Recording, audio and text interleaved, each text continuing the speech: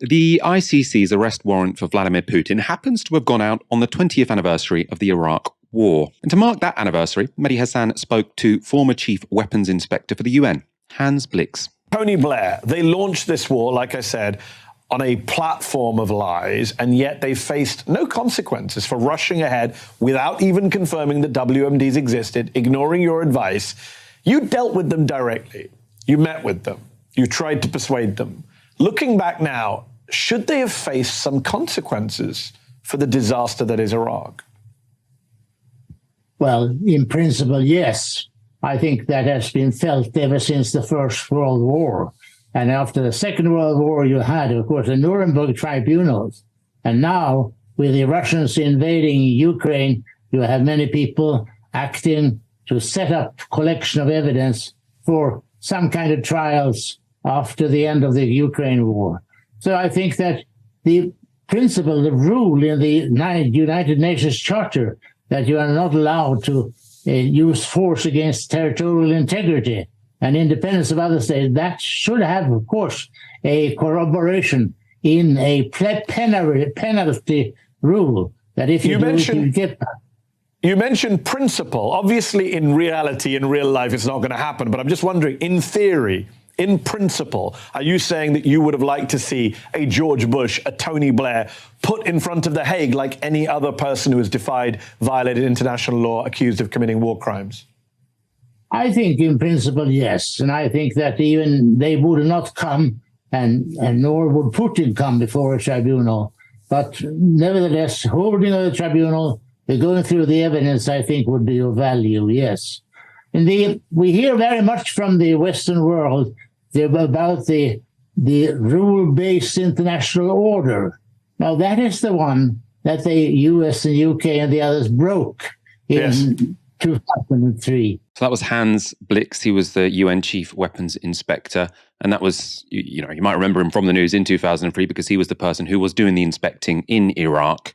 America and the UK were saying, no, they're not letting the inspectors do their work, so we're going to have to invade them. Hans Blix was saying, no, don't invade them. We are still having a good go at doing this inspecting that we were supposed to be doing. They were obviously ignored, and now Hans Blix, 20 years later, in that interview, I'm sure he said it in the interim as well, sort of saying, yes, that act by George Bush and Tony Blair to say, screw the UN, screw the weapons inspectors, we're going to invade, that should have put them, not necessarily in front of the International Criminal Court, but in front of some other international tribunal. Obviously, as we've been speaking about, America isn't a signatory to the ICC, so it'd have to be some sort of ad hoc tribunal. Aaron, what did you make of that? That was gold dust, Michael. What a get from Mehdi. Last week he was speaking to us here at Novara Media, now he's speaking to Hans Blix, saying that Blair and Bush should stand trial for what was an illegal war of aggression. It's something we said right at the start of the Russian invasion of Ukraine, Michael. What Russia has done to Ukraine is an illegal war of aggression. It's illegal under international law. Since 1945, it's been called the supreme breach of international law because there is no greater war crime than a war of aggression, which is to infringe and invade the territorial terrain. It's to infringe their territorial sovereignty by armed force, which is what precisely we did in Iraq with the United States. We were not the good guys. And I do find it remarkable. It was the exact same thing. It was the exact same breach of international law that Russia is doing with Ukraine. It's not the same thing because, of course, they're neighboring, there's historic context, which is different, etc. But from an international law perspective, it is the exact same thing. It's the precise same thing. And it is extraordinary that the people flying Ukraine flags and so on, good for them. My wife has a pair of Ukraine socks somebody kindly bought for her. Great. Why do people care so much? Because what's happened is evil, and many people are dying and suffering as a result of an illegal war of aggression. We did the exact same thing in Iraq. We did the precise same thing in Iraq. This is not whataboutery, because we're now talking about 20 years after that invasion. Many, many people died as a result. It's not whataboutery. We've got Alistair Campbell, the comms guru from one of the primary perpetrators, Tony Blair, doing podcasts, saying, on reflection, how do we think about it? Well, let's reflect properly. Let's have your boss have to answer some questions in front of the Hague. That's reflection. And it's important to say, Michael, this is not prejudging anything. The exact same point has been raised with regards to Putin and the ICC. He has clearly questions to answer. Clearly. That's the point of a trial. I'm not saying send Blair to prison, although that may happen, right?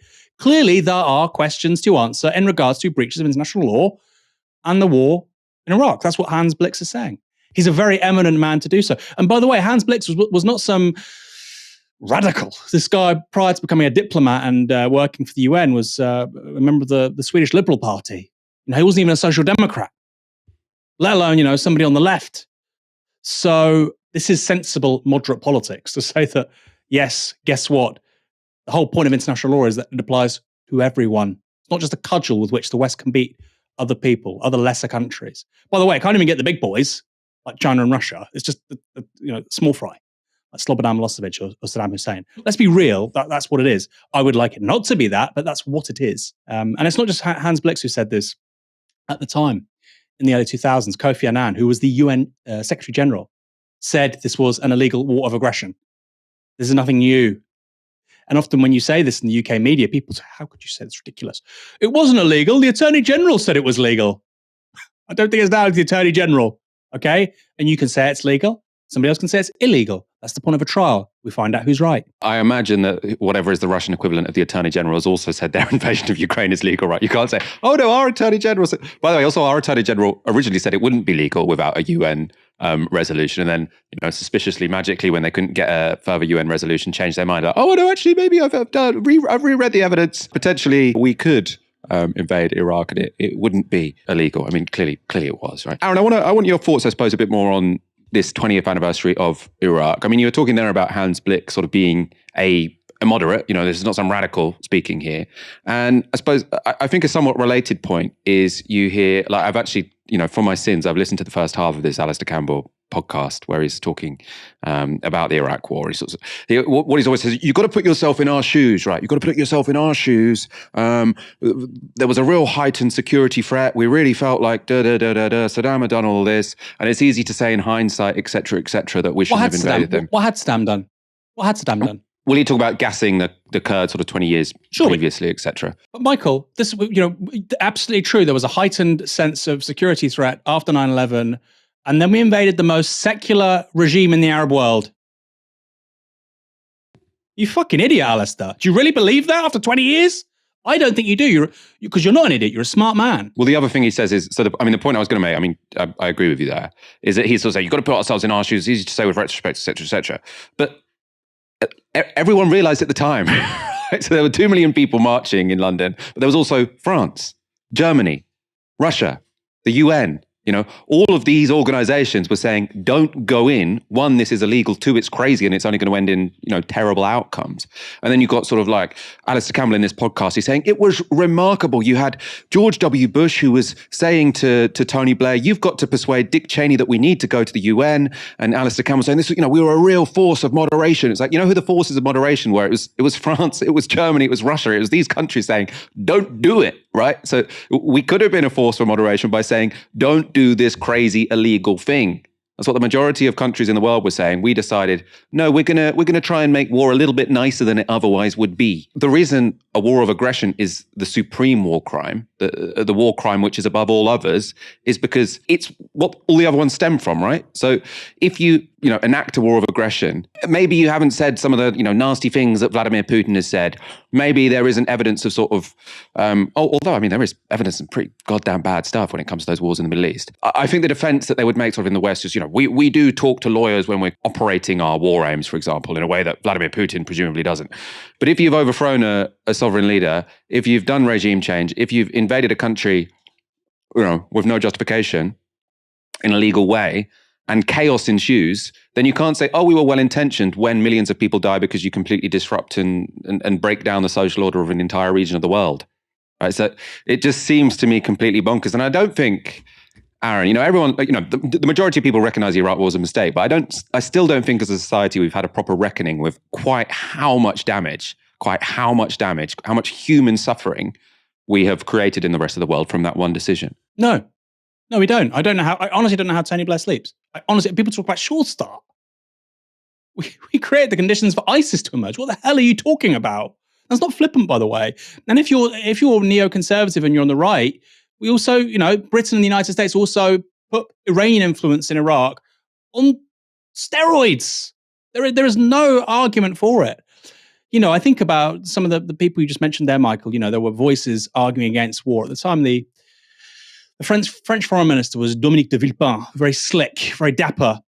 He argued against war. He's not a left-winger. Centre-right politics. Chirac was a centre-right president. It wasn't some anti-war guy. It wasn't Jean-Luc Mélenchon. And de Villepin argued against it, and now he owns like a business. He owns like a clothes shop with his son. Compare that to Blair, Michael. This foaming at the mouth warmonger who won't disappear from public life. He still has to be on TV every week. ID cards. Corbyn has to go. COVID. With his diktats and his consultancy fees from Kazakhstan to the Arabian Gulf. Give me Dominique de Villepin any day. Don't agree with him on much. I'm sure he's a conservative. But he took the right principled decision in the early 2000s, and now he's just retired from public life and he has a nice little shop with his son. I think his daughter. Good for him. That's a normal human being, not Tony Blair, a megalomaniac, who, by the way, somehow still is a point of reference for progressives in this country. Progressive. I like Tony Blair. You're progressive? Okay. I think it says something about the political sickness in this country that means actually we can't really address major problems going forward. Because our points of reference in recent past, from Blair to Thatcher, were causes of chaos in many ways. Many, many ways.